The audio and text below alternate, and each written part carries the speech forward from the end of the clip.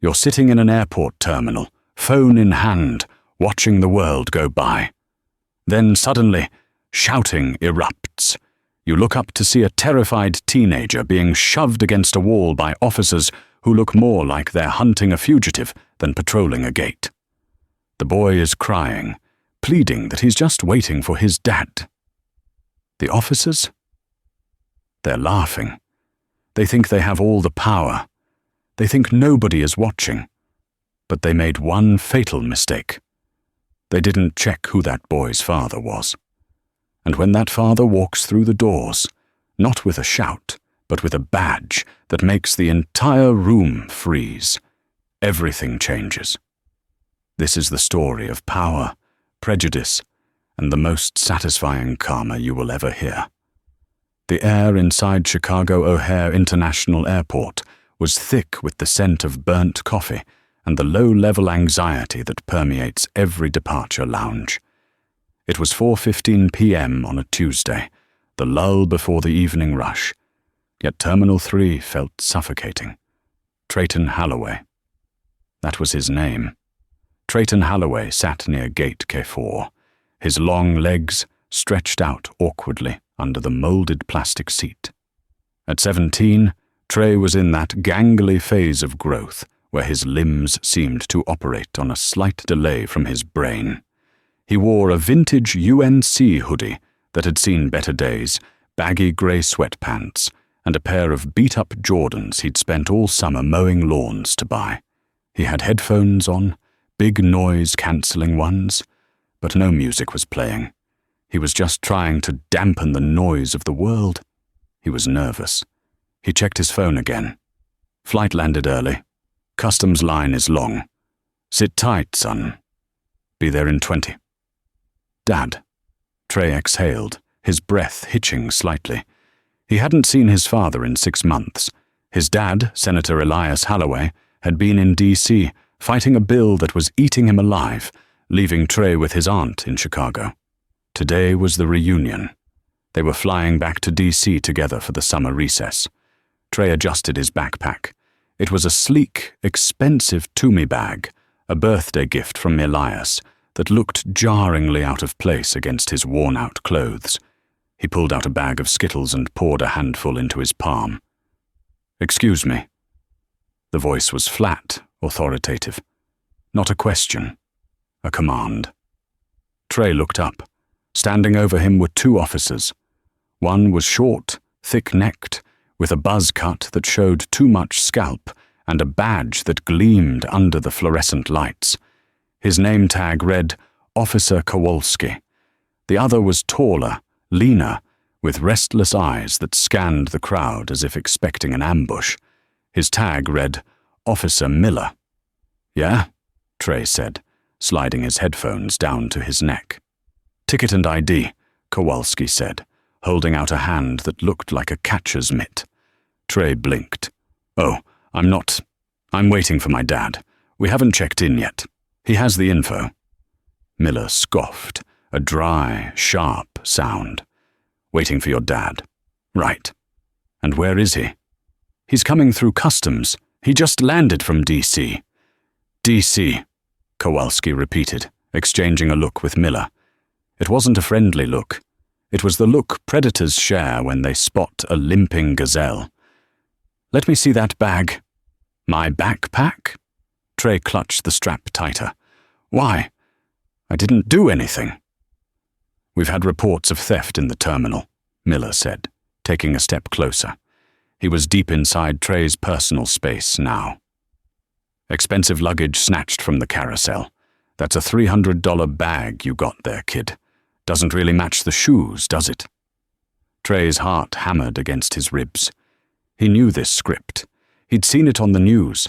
He'd heard the talk from his uncle. "Keep your hands visible. Don't talk back. Don't run." "My dad gave it to me," Trey said, his voice trembling despite his best efforts to sound like a man. "Look, his name is Elias Holloway. You can page him. He's—" "Stand up!" Kowalski barked. The volume of his voice drew eyes. People 3 rows away looked up from their tablets. A woman in a business suit paused mid-bite of her sandwich. "I'm just waiting for him," Trey pleaded, remaining seated. "Please, can I just call him?" "I said stand up!" Kowalski lunged. He grabbed Trey by the front of his hoodie, yanking him upward. Trey stumbled, his sneakers squeaking on the linoleum. The bag of Skittles fell, scattering a rainbow of candy across the dirty floor. "Hey, you can't do that!" Trey shouted, instinct taking over. He pulled back, trying to free himself from the officer's grip. "Resisting," Miller shouted. It was a magic word, a word that gave them permission. Miller grabbed Trey's left arm, twisting it behind his back with unnecessary force. A sharp pain shot up Trey's shoulder. He cried out, "Ow! You're hurting me! Stop! Stop fighting us!" Kowalski yelled, slamming Trey against the wall next to the gate desk. The hollow thud of his body hitting the drywall silenced the entire gate area. The gate agent, a woman named Brenda, looked up in horror. "Officer, is that necessary? He was just sitting there." "Stay out of this, ma'am," Miller snapped without looking at her. He pressed his forearm against the back of Trey's neck, pinning his face to the cold wall. "We got a suspect in custody.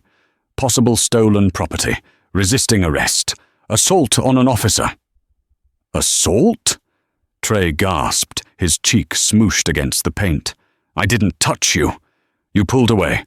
That's assault in my book," Kowalski muttered. He reached for his handcuffs.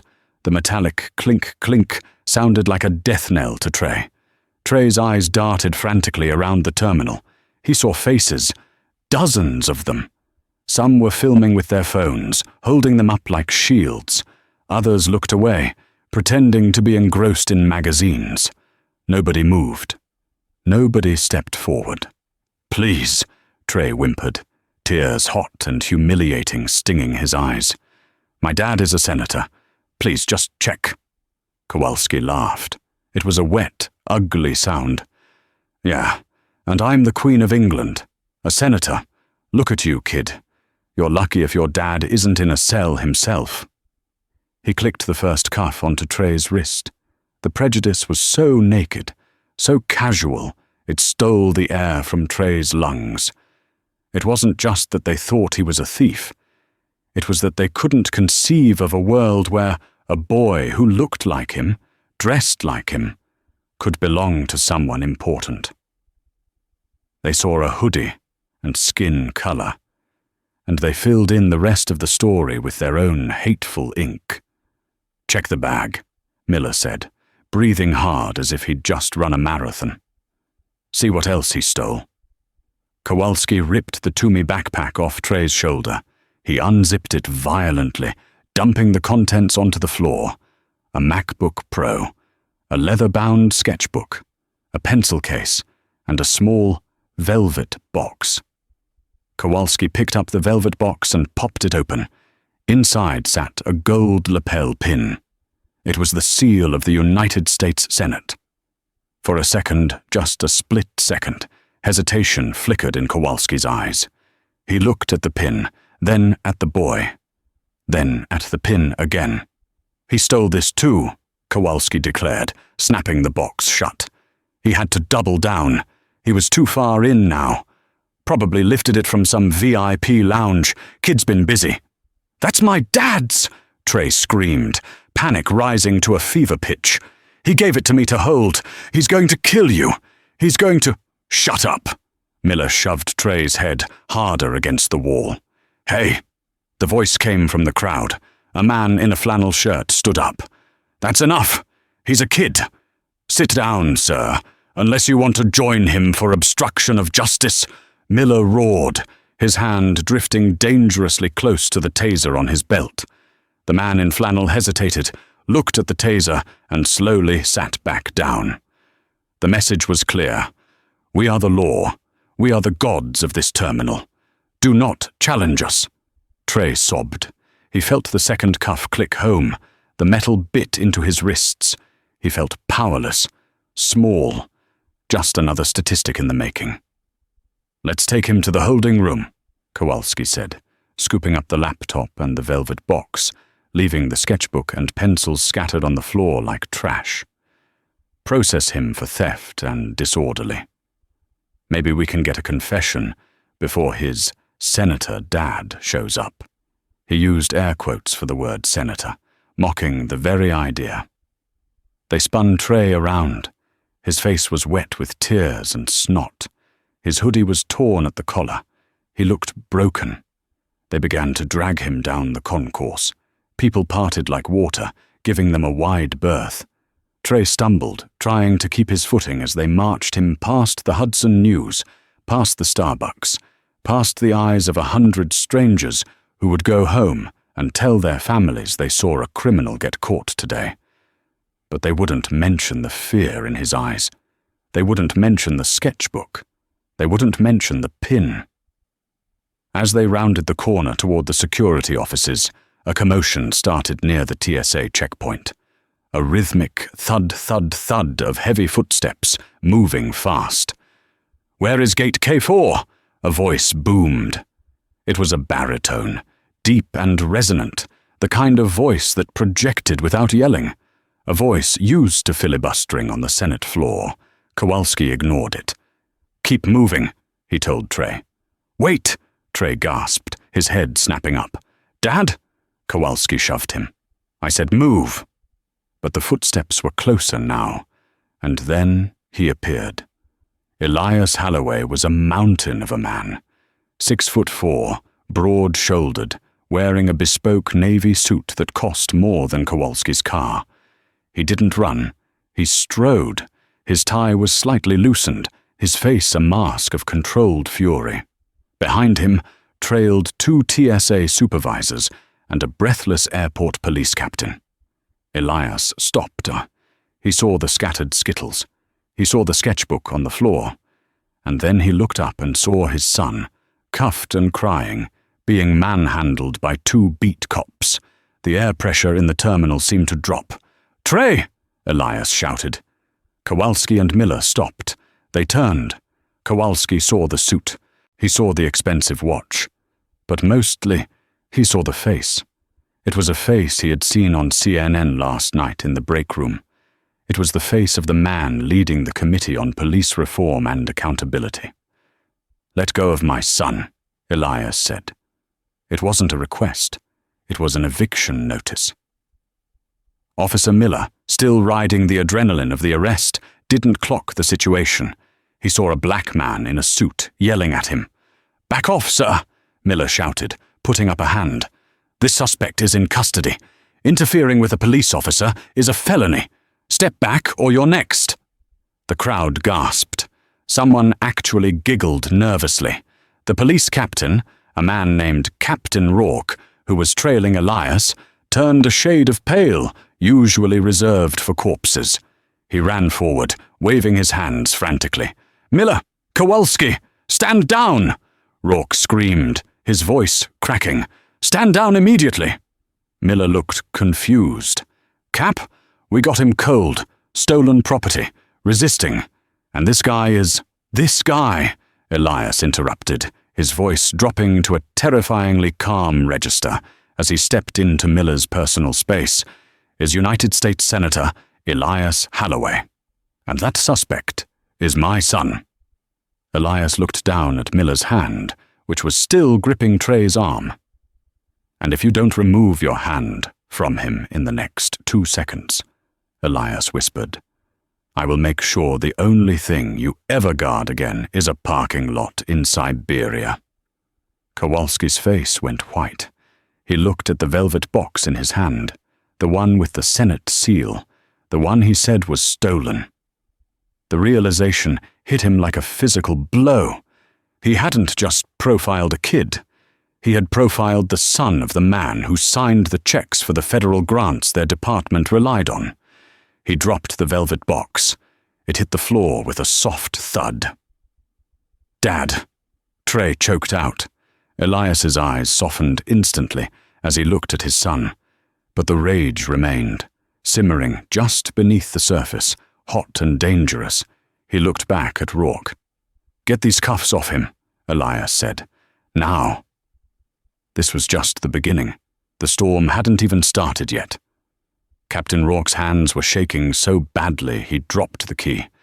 It clattered on the linoleum, a tiny sound that seemed to echo like a gunshot in the silent terminal. He scrambled to pick it up, his face glistening with sweat. "I'm sorry, Senator," Rourke stammered, fumbling for the keyhole on Trey's wrists. "New guys. Overzealous. We've been on high alert level orange. You understand?" The cuffs sprang open. Trey pulled his hands free, rubbing his wrists. Deep red indentations circled his skin, already beginning to bruise. He didn't say a word. He just stepped quickly behind his father, using the senator's broad back as a shield against the world. Elias Holloway didn't look at Rourke. He was looking at Officer Miller. Miller hadn't holstered his weapon. His hand was still resting on the grip of his taser, his posture defiant. He was one of those men who, when realized he was wrong, couldn't back down. To back down was to show weakness. To back down was to admit that he wasn't the predator, but the fool. "Overzealous," Elias repeated the word, tasting it like spoiled milk. He reached back and put a hand on Trey's shoulder, squeezing it gently to reassure his son, while his eyes bored into Rourke. "Captain, your officer threw a minor against a wall for sitting in a chair. He accused him of stealing my property. That isn't overzealous. That is a civil rights violation wrapped in a badge." "We had reports," Miller barked, unable to help himself. "Miller, shut up," Rourke hissed. "No, let him speak," Elias said, his voice dangerously low. "I want to hear this. You had reports. Go on." Miller stepped forward, chin jutting out.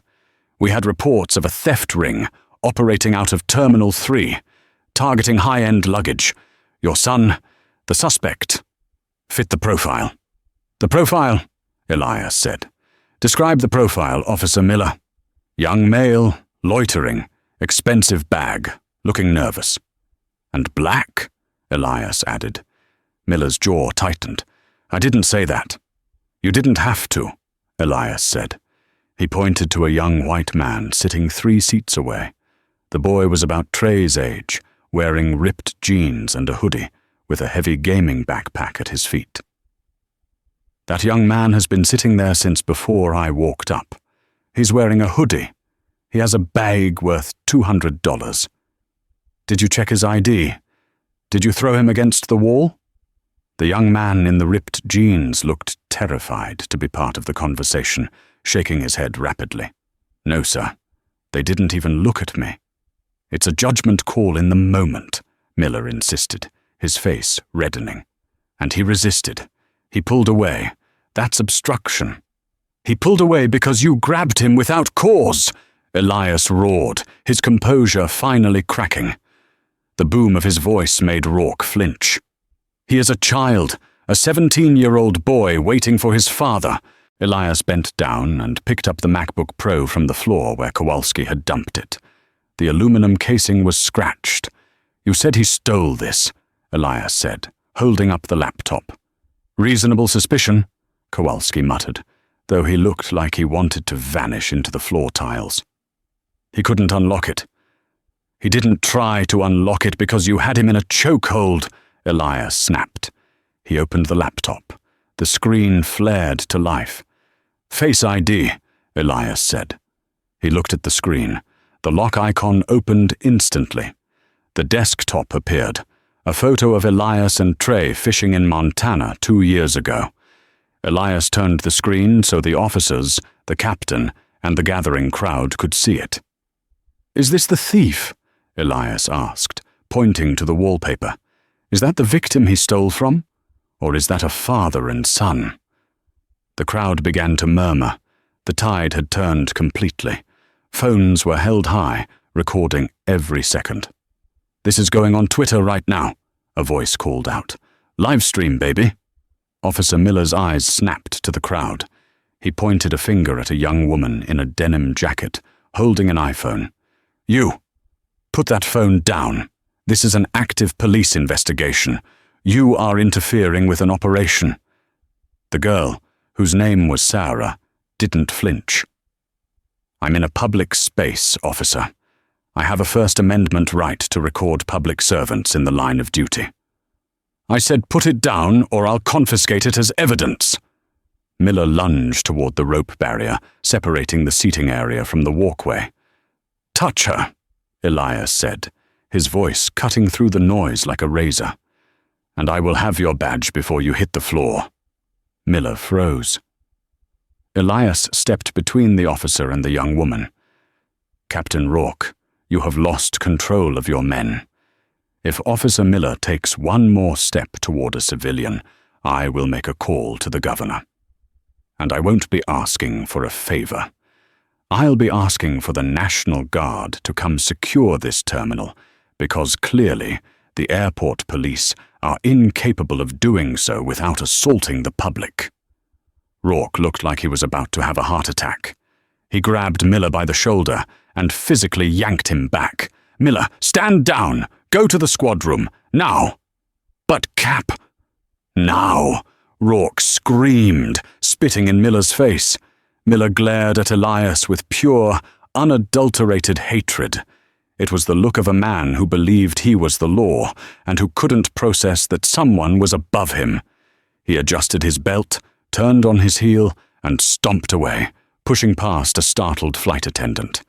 Kowalski stood there, looking at his feet, the velvet box still on the floor. Elias turned to Rourke. "I want their badge numbers. I want their names. And I want the incident report filed immediately. I'm not leaving this airport until I have a copy of the report in my hand." "Senator, please," Rourke whispered, leaning in. "We can handle this quietly. We can go to the VIP lounge, get you some water, maybe get your son checked out by EMTs. We don't need to make this a circus. The media is the only reason my son isn't in a holding cell right now," Elias said coldly. "We aren't going to the VIP lounge to hide. We are going to the precinct office. I want everything on the record." "Dad," Trey whispered. His voice was shaky. "Can we just go? Please, everyone is staring." Elias looked down at his son. Trey was trembling. The adrenaline was wearing off, and the shock was setting in. He was holding his wrist, rubbing the spot where the metal had bitten him. Elias's heart broke. He wanted to scoop his son up and fly him away, protect him from the stairs and the cameras. But he knew that if they walked away now, the story would be spun. The police report would say, "Subject was uncooperative." It would say, "Officers followed protocol." It would follow Trey forever. "Trey," Elias said softly, crouching down so he was eye level with his son. "I know you want to leave. I know. But if we leave now, they win. If we leave now, they do this to the next kid who sits in that chair. Do you understand?" Trey sniffled, wiping his nose with his sleeve. He looked at the officers, then at the crowd, and finally at his dad. He nodded slowly. Okay, Elias said. He stood up and buttoned his jacket. The politician was back. "Captain Rourke, lead the way to your office, and bring Officer Kowalski. I have questions for him." The airport police station was a cramped, windowless block of rooms tucked behind the baggage claim area. It smelled of stale donuts and floor wax. Captain Rourke led them into his office, a glass-walled fishbowl that offered no privacy from the other officers milling about. He gestured to 2 chairs. "Please, Senator, sit." Elias remained standing. "I prefer to stand." Trey sat, curling into himself. Rourke sat behind his desk, hurriedly trying to organize a stack of papers to look busy. Kowalski stood by the door, looking like a chastised schoolboy. "I've already called the chief of police," Rourke said, his tone conciliatory. "He's on his way. He wants to apologize personally." "I don't want apologies," Elias said, pulling out his phone. "I want accountability. Officer Kowalski." Kowalski jumped. Yes, sir. When you approached my son, did he threaten you? No, sir. Did he have a weapon? No, sir. Did he use profanity? No, sir. So tell me, officer, at what point did you decide that a 17-year-old boy eating Skittles required physical force? Kowalski swallowed hard. He looked at Rourke for help, but the captain was busy studying his keyboard. The situation escalated quickly, sir. Officer Miller felt that— I'm not asking about Officer Miller, Elias cut in. I'm asking about you. You were there. You watched your partner twist my son's arm. You put the handcuffs on him. Why? I back up my partner, sir. That's the job. Even when your partner is breaking the law, Elias asked. Is that the job? Blind loyalty over the Constitution? Kowalski didn't answer. He couldn't. Just then, the door to the outer office banged open. A woman in a sharp grey pantsuit stormed in, followed by 2 assistants carrying briefcases. She had silver hair cut in a bob and glasses on a chain. "Where is he?" she demanded. Captain Rourke stood up. "Ms. Sterling, I didn't know the airport authority legal team was coming." Diane Sterling, the head of legal for the airport authority, ignored Rourke and walked straight to Elias. She extended a hand. "Senator Holloway, I am so terribly sorry. I was just alerted to the situation. I assure you, the airport does not condone this behavior." She turned to Trey, her face softening into a practiced expression of sympathy. "And you must be Trayton. I am so sorry this happened to you." Elias didn't shake her hand. "Ms. Sterling, we've met at the fundraiser last year. You were very vocal about the airport's commitment to diversity and inclusion." "We are, Senator. We truly are," Diane said, her mind clearly racing to damage control. "Look, I've seen the video circulating. It looks bad.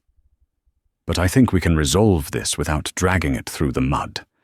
The airport is prepared to offer a settlement for the distress caused. We can handle the medical bills, replace the laptop, and offer a significant compensation package." Elias laughed.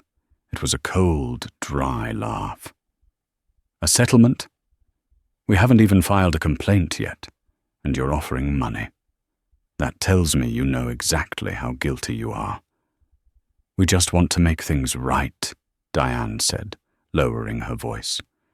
"For everyone. A public trial, a media circus. It's hard on a teenager. Do you really want Trayton's face on every news channel for the next month, labeled as a victim? It's traumatizing." It was a subtle threat. "Take the money, or we will make sure the process hurts." Elias looked at Diane. "You think you can buy my silence? You think because I'm a politician, I'm looking for a deal?" He walked over to the glass wall of the office. Outside, in the squad room, he saw Officer Miller. Miller wasn't in the locker room. He was sitting at a desk, typing furiously on a computer. He was laughing with another officer, miming a choking motion. Elias felt a rage so pure it almost blinded him. They weren't sorry. They were writing the narrative. They were already filing a report that would paint Trey as the aggressor. "Trey," Elias said without turning around, "give me your phone." Trey handed it over. Elias unlocked it and opened the voice recorder app. He pressed record. He placed the phone on Captain Rourke's desk. "No settlement," Elias said. "No deals. I want the body camera footage released. Unedited. By the end of the day." Diane stiffened. "Senator, that's against policy. Body cam footage is only released after an internal investigation is complete. That could take months." "Then I suggest you speed it up," Elias said. "Because if that footage isn't public by 5 p.m., I am going to hold a press conference right outside Gate K4, and I'm going to have the governor standing next to me. And I'm going to tell the world that Chicago O'Hare is protecting officers who assault children. You can't do that, Rourke sputtered. The Union isn't here, Captain. Elias leaned over the desk. I am. And I promise you, by the time I am done, you won't just be fired. You will be unhirable. Diane Sterling's phone buzzed. She looked at it and paled. Senator, it's already trending. Airport assault. It's #1 on Twitter. Elias picked up his son's phone. Good. Now, I want to see the report Miller is writing. Right now. That's internal police work, Rourke protested. Ms. Sterling, Elias said, turning to the lawyer. If Officer Miller is currently falsifying a police report regarding an assault on a minor, and you allow it to be filed, you are an accessory to a crime. Do you want to be disbarred today? Diane looked at Rourke. Show him the report. Rourke sighed, defeated. He typed a few keys on his computer and spun the monitor around. Elias read the screen. His eyes narrowed. Incident report, NADA 4992. Reporting officer, P. Miller. Subject, unknown black male, later identified as Trayton Holloway. Incident. Subject was observed acting erratically, pacing near gate K4. When approached, subject became belligerent. Subject assumed a fighting stance. Officers deployed non-lethal restraint techniques for officer safety. Acting erratically? Elias read aloud. Belligerent? Fighting stance. He looked at Trey, who was slumped in the chair, looking smaller than ever.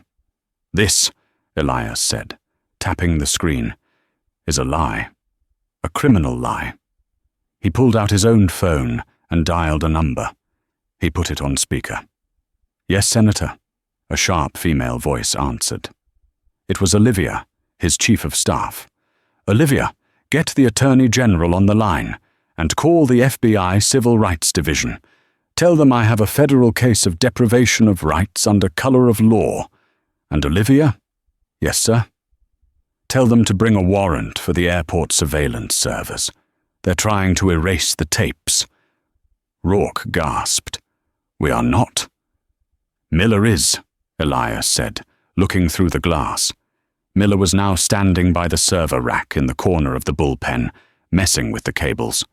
Stop him, Elias shouted, running out of the office.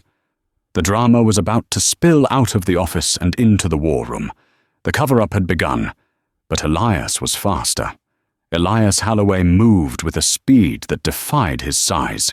He burst out of Captain Rourke's glass office and into the bullpen, crossing the distance to the server rack in 3 long strides. Officer Miller was there, his back to the room, his hand hovering over a keyboard connected to a towering stack of black hard drives. Step away from the console, Elias roared, his voice echoing off the concrete walls. Miller flinched, his finger hovering millimeters above the enter key. On the monitor, a progress bar sat frozen. Formatting drive D, 15%. I said step back. Elias didn't wait. He grabbed Miller by the back of his tactical vest and hauled him backward. Miller stumbled, tripping over a bundle of cables, and crashed into a rolling chair. What are you doing? Miller shouted, scrambling to his feet, his hand instinctively going to his baton. You can't touch me. That's assault on an officer. And that, Elias pointed a trembling finger at the screen, is destruction of federal evidence. I saw you. You initiated a format sequence. Captain Rourke ran into the room, breathless, with Diane Sterling clicking behind him on her heels. What is going on here? Your officer, Elias hissed, keeping his body positioned between Miller and the computer, was deleting the security footage from gate K4. I was running a diagnostic, Miller lied, his eyes shifting nervously. The system was lagging.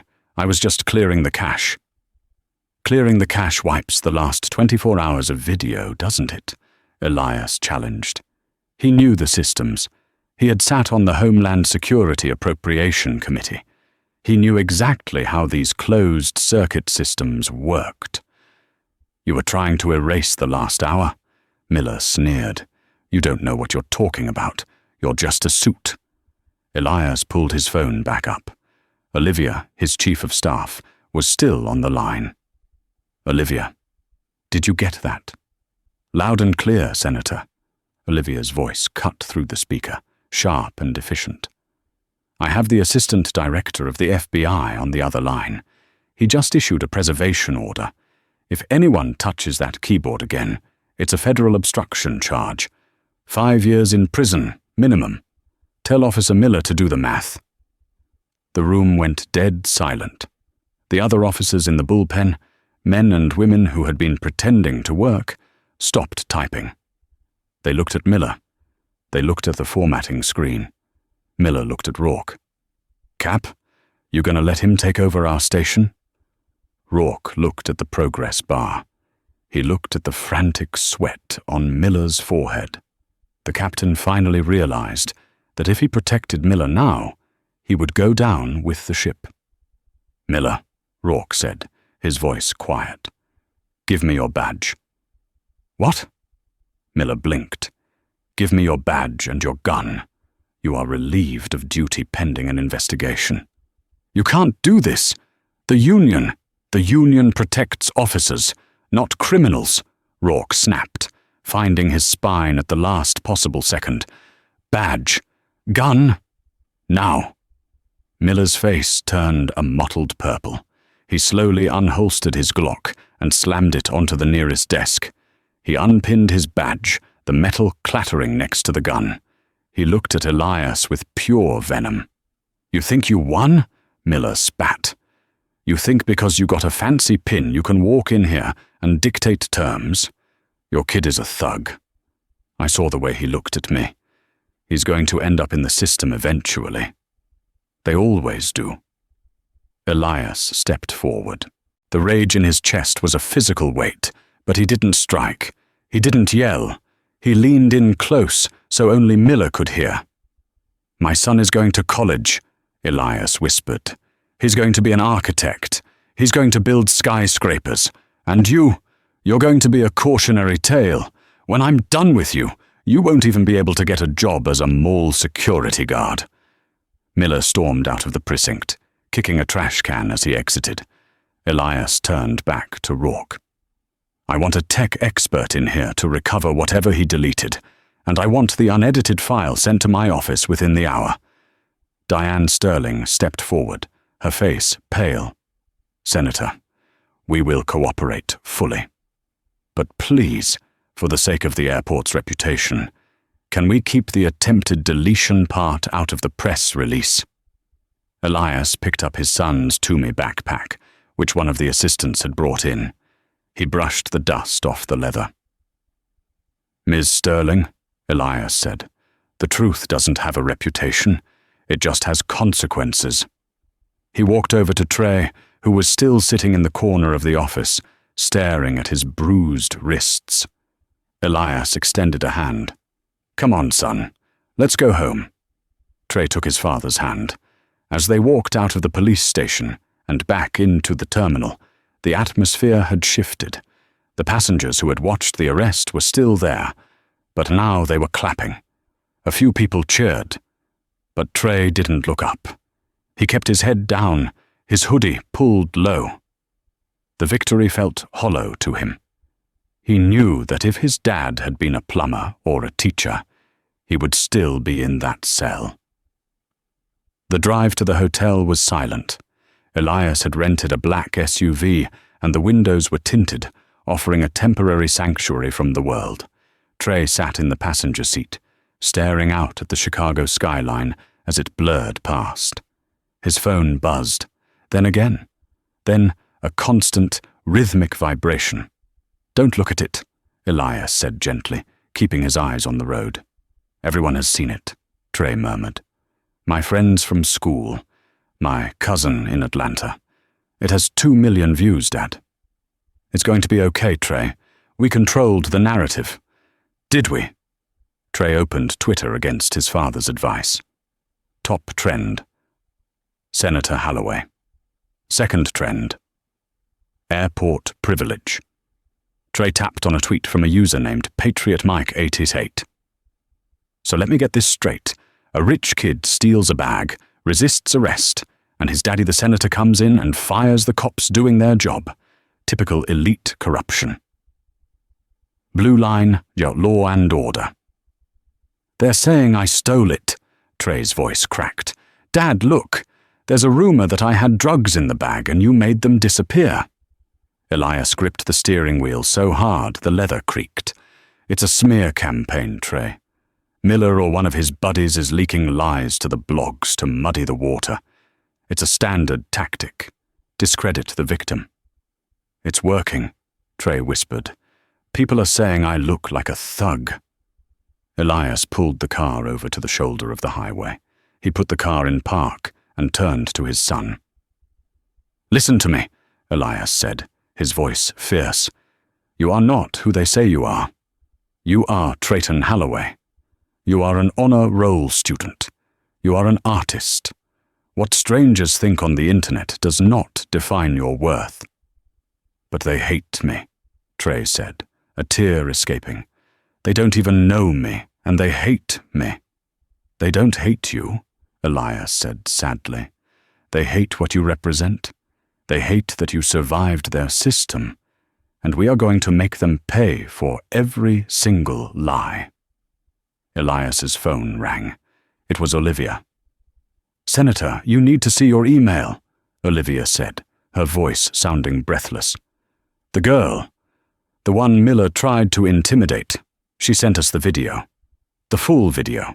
4K resolution, 60 frames per second, and the audio is crystal clear.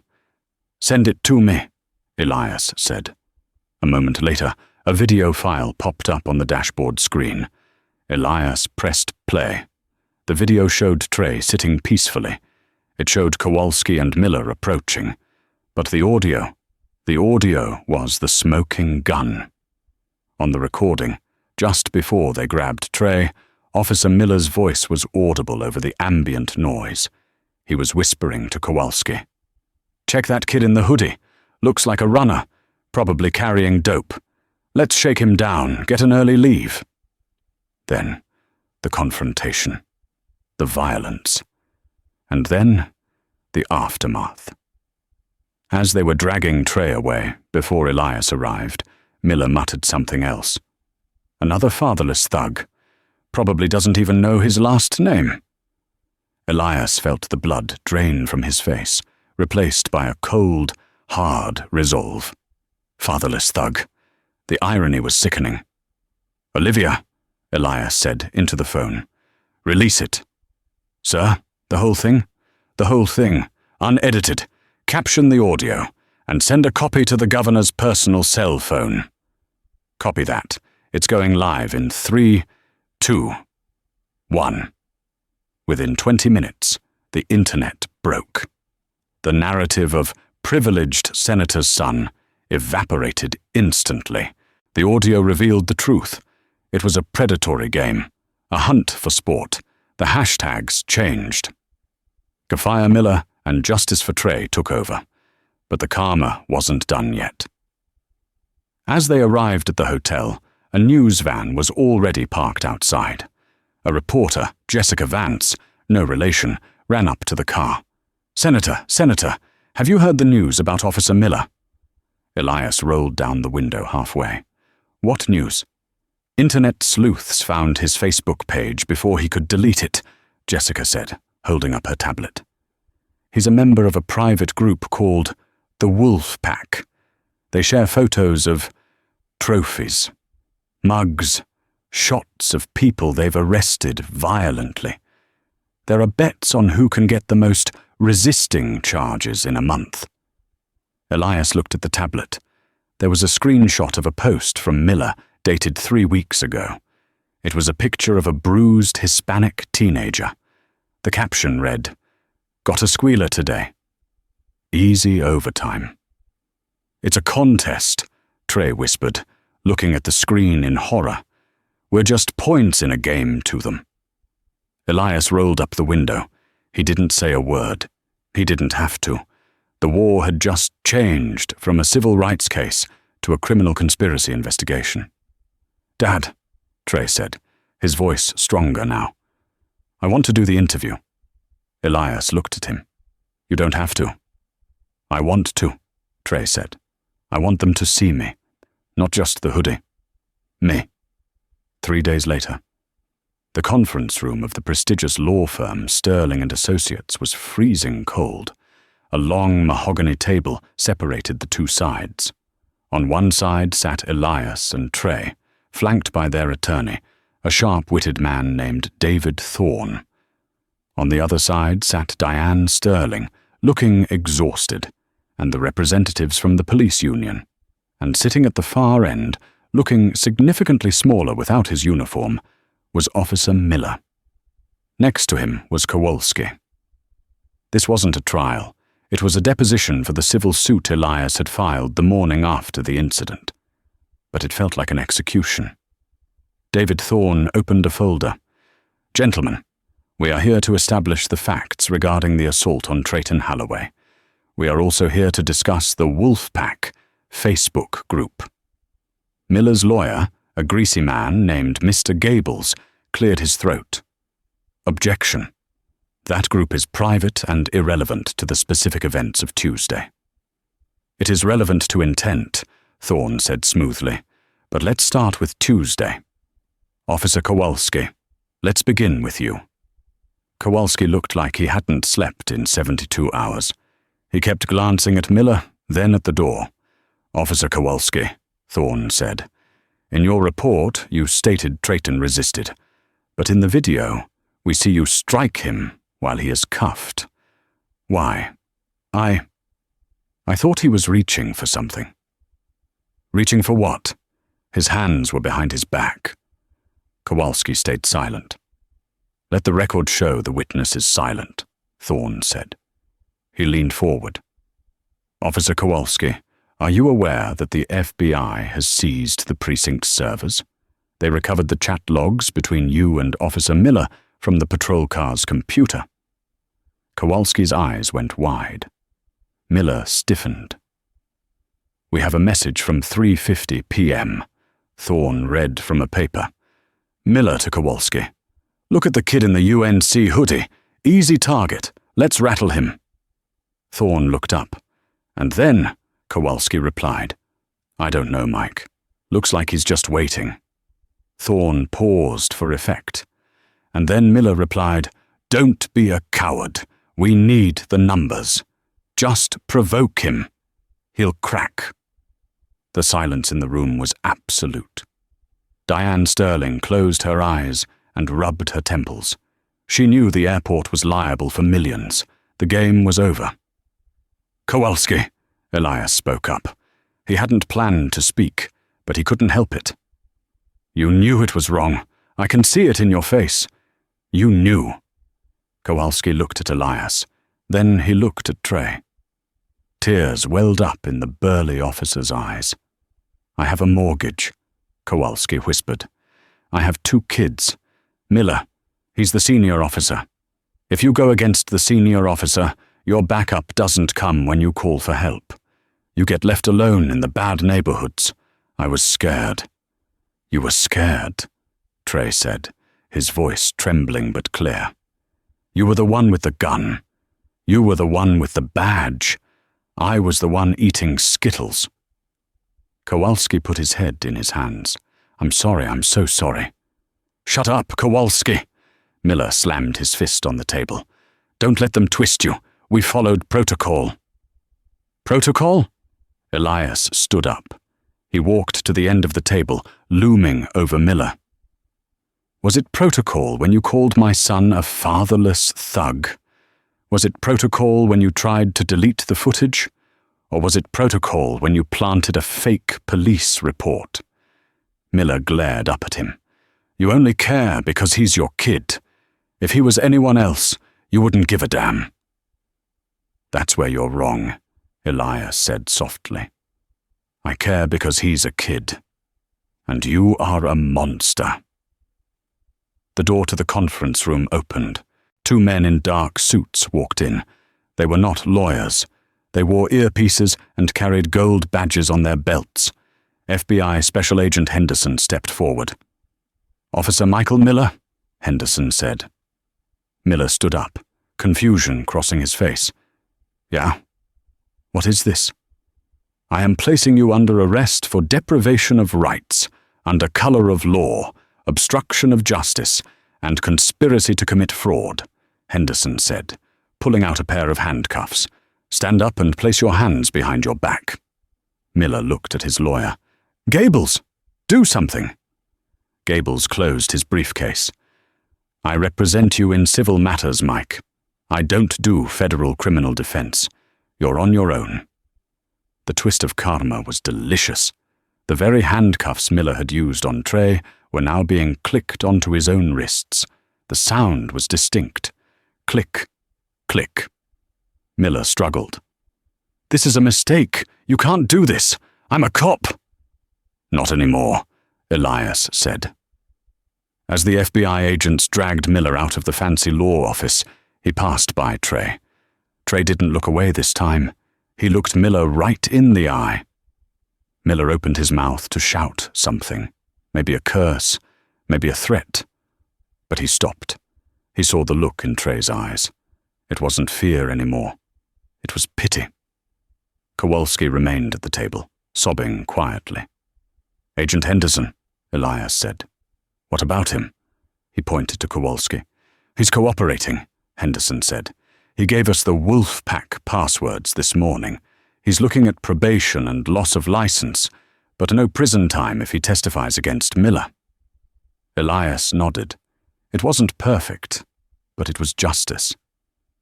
Diane Sterling stood up. She slid a piece of paper across the table to Elias. "Senator," she said, her voice shaking, "this is a settlement offer. $10 million.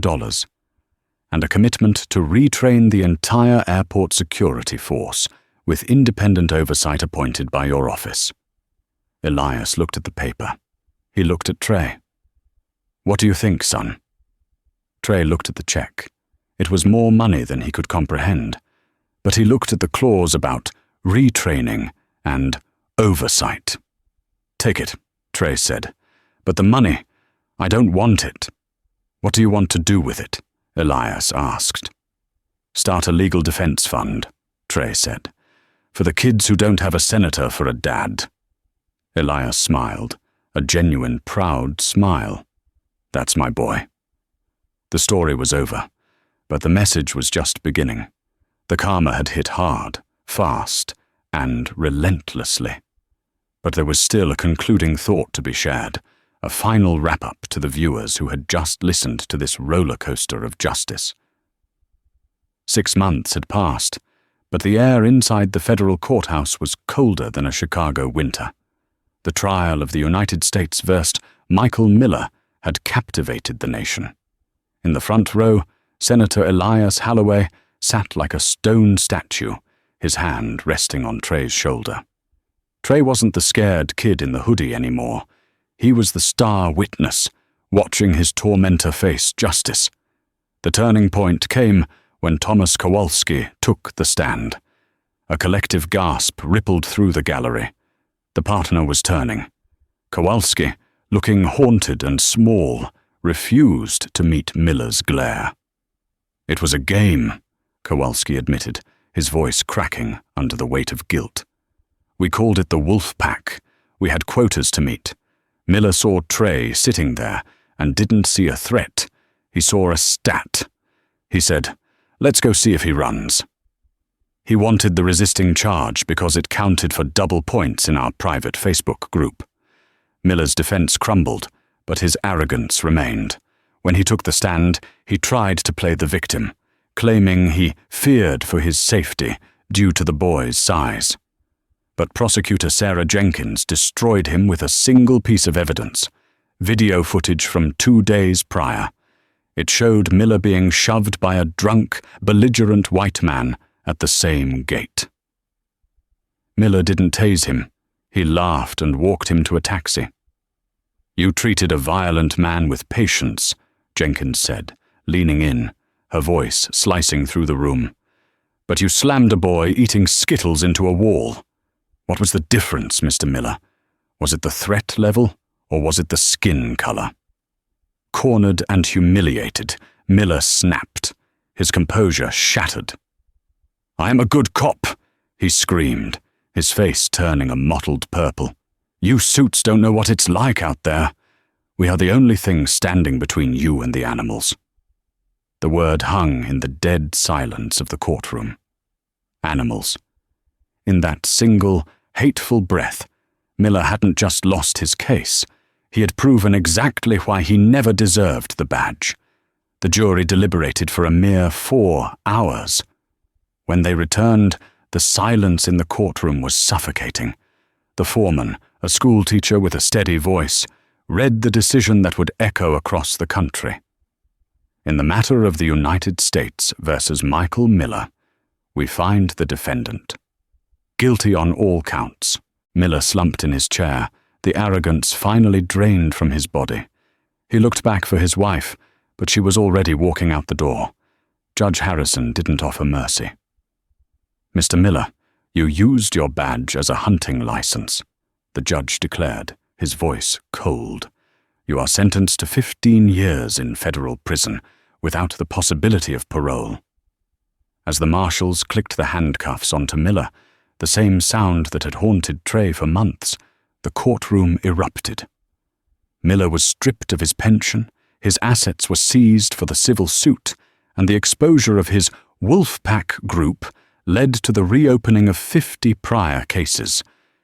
Because of his downfall, 3 innocent men he had framed were exonerated and released. Miller's legacy wasn't the stats he chased, it was the corruption he exposed. 3 years later, the scene shifted from a cold courtroom to the sunlit campus of Howard University. Trayton Holloway walked across the graduation stage, his head held high. He wasn't an architecture major anymore. The incident had changed his path. He was graduating pre-law, top of his class. In the front row, Senator Elias Holloway wiped a tear from his eye. Sitting next to him was Thomas Kowalski. The former officer now worked for the Holloway Foundation, traveling the country to teach police departments about implicit bias. He had lost his badge, but by testifying against Miller, he had regained his soul. Trey grabbed his diploma. On his lapel, he didn't wear a flower. He wore the gold Senate pin his father had given him, the same one Miller had called stolen. The Trayton Act had just passed Congress, mandating independent oversight for airport police nationwide. Trey looked out at the crowd, raising his diploma. He was no longer the victim in the hoodie. He was the future of justice. This story isn't just about one bad cop or one lucky break. It's about the reality that for every Trey Holloway who gets saved by a senator father, there are thousands of others who don't. It's a reminder that power unchecked is power abused, and that the only thing necessary for injustice to triumph is for good people to stay silent and turn off their cameras. Miller thought he was the hunter. He thought he was untouchable. But he forgot the most important rule of the jungle. Eventually, the prey learns to fight back. If this story fired you up, if you believe in justice and holding power accountable, do me a favor. 1. Smash that like button so this video spreads to more people. 2. Share this video with someone who needs to see that karma is real. 3. And most importantly, subscribe and turn on notifications. We drop new stories of justice, karma, and drama every single day, and you do not want to miss the next one. Thanks for watching, and remember, the truth always has a witness. See you in the next video.